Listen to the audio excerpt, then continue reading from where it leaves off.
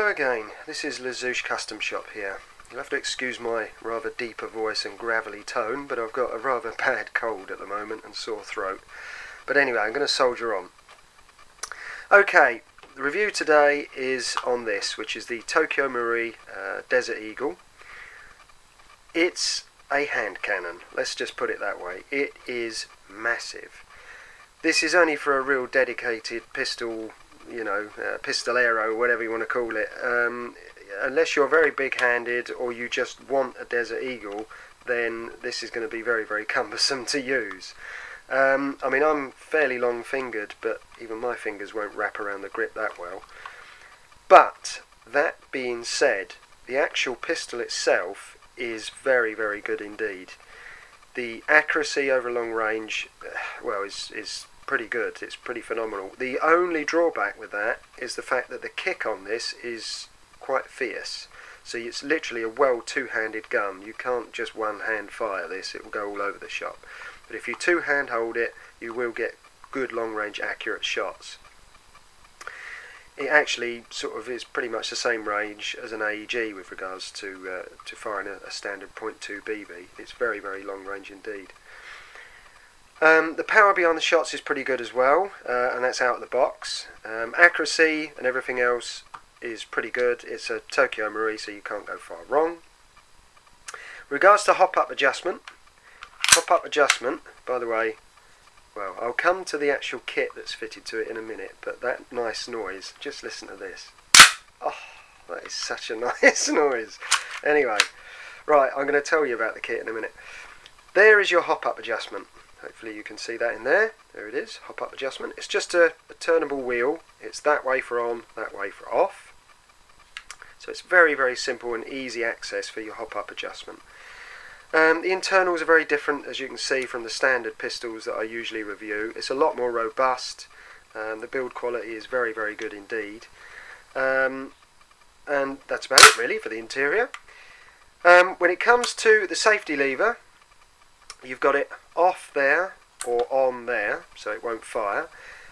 But there is one small flaw with this pistol, in the regards that, actually if I can, well no, I won't bother taking the slide off, but in the back of the slide here, around the blowback housing, there's a small U-shaped piece that goes across, and when you try and drop the safety down, it sort of disengages the hammer. So in other words, it acts like a hammer, like a firing pin block.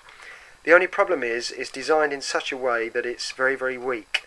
And sometimes when you fit kits or try and sort of fiddle about with them or whatever, they will break. It's a common fault with this gun. It's hard to explain really over this video, but I'd have to literally strip the whole gun down to do it. And as this isn't mine, I've borrowed this, I'm not going to do that. But look out for that. If you do get ones on the forums or whatever for sale very, very cheap, it could be because that's broken.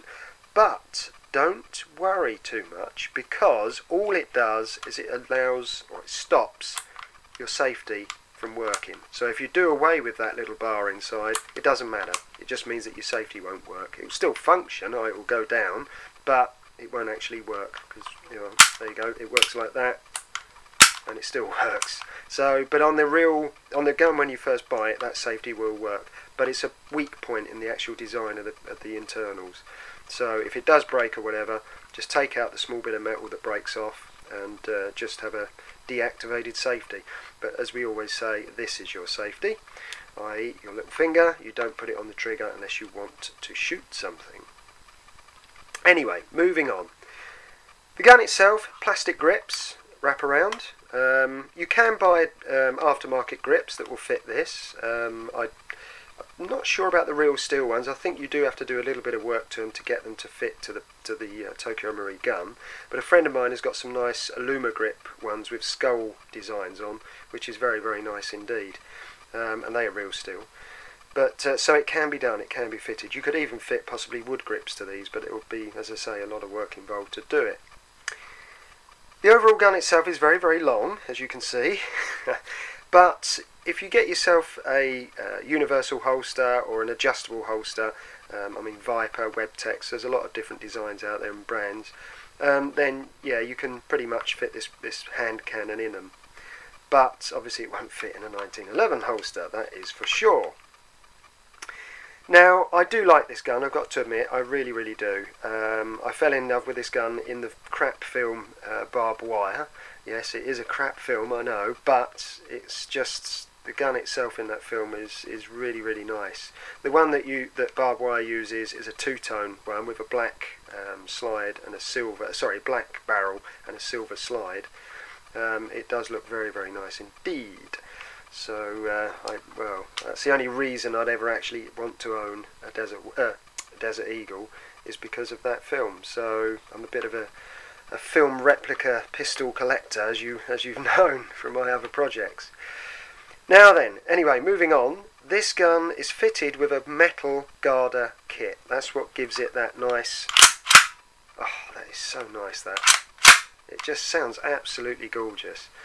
But yes, so it's fitted with a kit. It's a very, very good kit indeed. It didn't take an awful lot to get it to fit on. In fact, it pretty much went straight on, as far as my friend was telling me. They are a bit hit and miss when it comes to Garda metal kits. Some of them are very good. Others are what we term as Friday kits, i.e. they're the last ones out of the door or whatever, and they have a tendency to be bad. But it's like anything else. You will obviously get the odd rogue one now and again. But as I say, this one fitted very, very nice indeed. The kit itself is well marked. It's got all the correct markings on it, and serial numbers and everything else. Made in Israel, Minneapolis, Minnesota, whatever. All of the correct numbers and serials and everything else are marked on there quite clearly. As I say, I don't know how much actually the kit cost, my friend. I think it was on offer actually from Elite Shooting Centre, but they're not that expensive. But I will say one thing: they certainly add weight to this gun. They really, really do. I mean, this gun is heavy enough as it is. When you put a mag in it as well. By the way, this mag is empty. There's nothing in it. That gun weighs an absolute ton. I mean, at arm's length you're going to start doing this unless you take your shot straight away, unless you're a very, very well built guy or girl. So yes, if you want weight, this kit will certainly add to it. It's in fact, I would say it's pretty much the same weight as a real steel. It feels exactly the same with the mag in as well. When it comes to the mags and function of furniture and so forth on the gun, your mag release is there. It's not ambidextrous, it's just for the righties. Your slide lock is there, which is very, very nice indeed. And you've obviously got your safeties, which are ambidextrous, exactly as the real steel, on both sides. You also have a takedown lever here, which I'm not going to worry about for the moment because I'm not that familiar with this particular pistol. But the takedown, so I'm assured, is quite easy. You've got dual springs, recoil springs inside, which, as you can just about see through there, hopefully. There we go, you can just see them in there. Yeah, they're pretty good. They're quite robust. They're not upgraded, at least I don't think they are. As far as I know, it's just the kit that's been fitted to this. So, yeah, it doesn't need an upgraded spring as far as I know. When it comes to the mags, they carry an awful lot of gas. As you can see, it's quite a big mag. In fact, it's equal to, if not better than, a high capper mag for gas.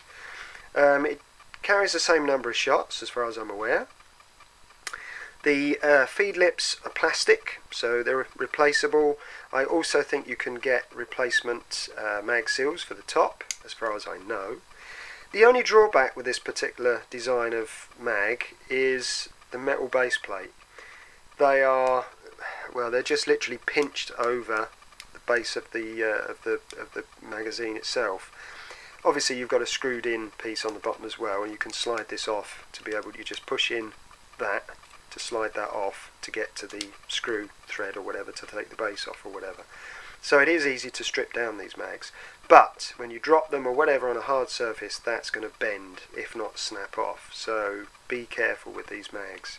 Although they are quite robust in themselves, that ain't going to last very long. I don't know whether you can buy spare mag bases for them, I'm not sure. But, I mean, you ruin that, you're going to have get yourself a new mag. Or maybe make up your own bit of metal that will fit on the base. I mean, it could be done, I suppose, because it's only thin steel by the looks of it. Anyway, so there you go. So, power outage on this is pretty colossal. I mean, it's standard FPS, but as I said earlier on, it will equal an AEG in range, but you've got to have a steady hand to get a good long-range accurate shot. Close range, well, yeah, fair enough, you'll hit whatever you aim at, but long range, you've got to hold it steady, because it is one hell of a kicking pistol on this. It has got one hell of a kick. Tokyo Marine have recently brought out the extended barrel version. Personally, I think it looks absolutely obscene, but a lot of you out there seem to like them, otherwise they wouldn't have produced them. Although I think they're linked with a computer game, I think, but I'm not sure. The accuracy on those, I should imagine, will go up considerably, because as I always say, the longer the barrel, the more accurate you're going to make your pistol. When it comes to upgraded hop-ups, I don't think there's any aftermarket hop-ups that you can fit to these, but I'm unsure on this. But, to be quite honest, out of the box, the TM hop-up on these is pretty much spot on. You don't really need to upgrade them. So, yeah, I would just stick with the standard hop-up. Internal barrel, you could possibly fit an aftermarket barrel. I expect there are ones out there that you could use.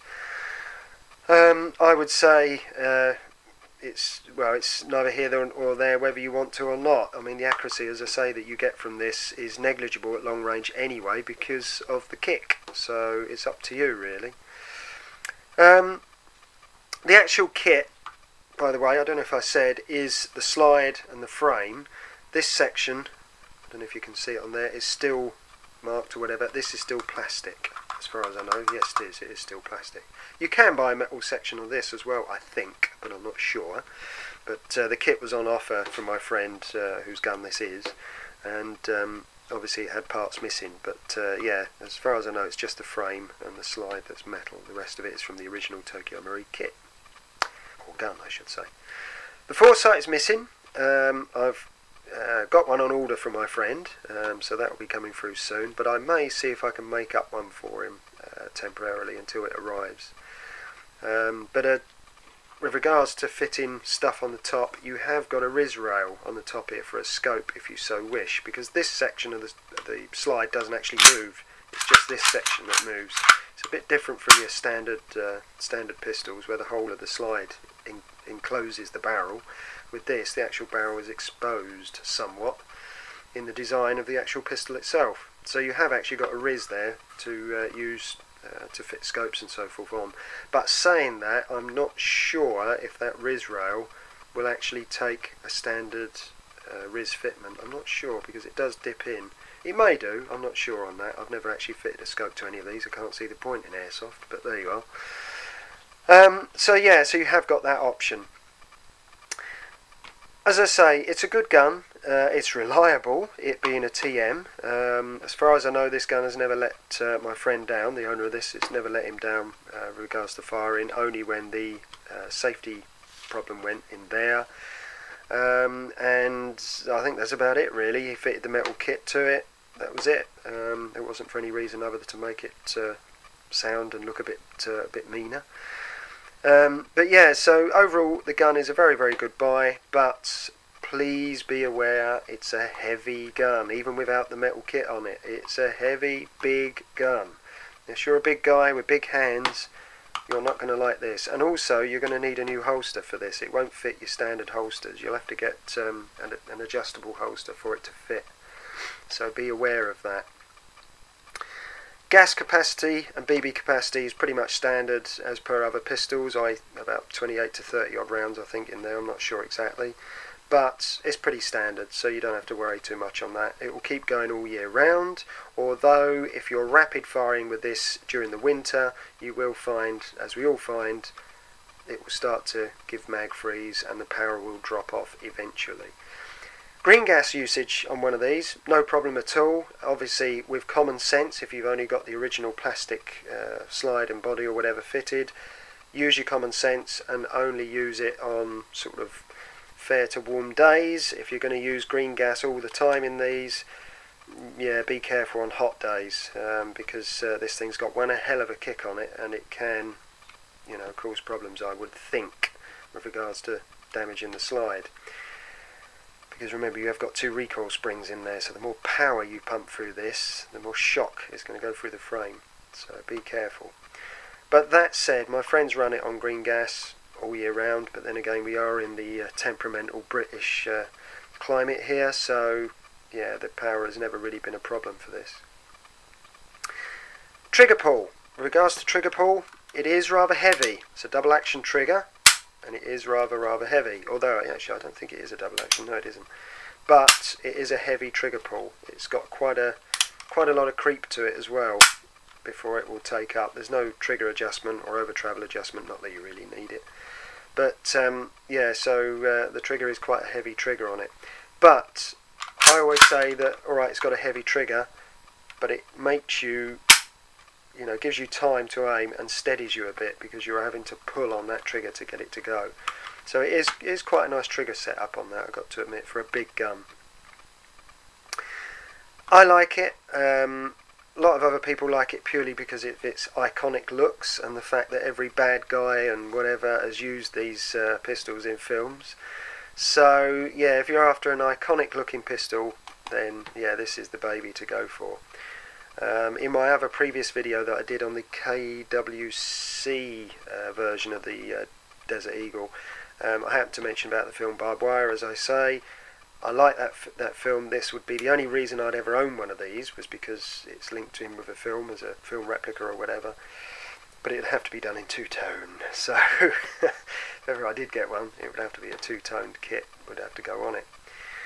But for actual practical usage and whatever in game, yeah, unless you're specifically going to do a CQB game where you're loaded up to the hilt for specifically this gun, fair enough. But if you're going to run around the woods with it as your backup weapon, forget it. It's just too heavy. I mean, it is heavy.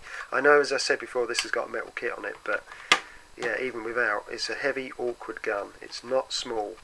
So for you little guys and girls out there, if you're thinking of, oh, I want one of them, like, what's her name, Barbed Wire had or whatever, yeah, she looked cool using it. Yeah, but it's not practical. Let's put it that way. It may look cool, but it's not practical. So think about your purchase before you do. But out of all of the Desert Eagles currently on the market as airsoft guns, I would say this is definitely the best one to go for. Definitely, without a doubt. It's got a good kick, accurate, long-ranged. Maybe not so accurate over long range, but it is a very good pistol. So, and it's reliable and well built. It's a Tokyo Marui. You can't go wrong. So there you are. So that's my take on the Desert Eagle by Tokyo Marui. Well worth the money, purely as an iconic buy. But if you're going to buy it as a practical pistol to use all the time, every time, unless you're a very big guy, don't worry, it's not practical to have. But as an iconic buy, as something just to have for use now and again, yeah, I recommend it. It's very good indeed.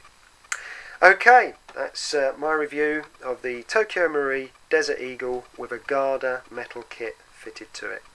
Thanks for watching, and as I always say, stay sharp, but stay safe, guys. Bye for now.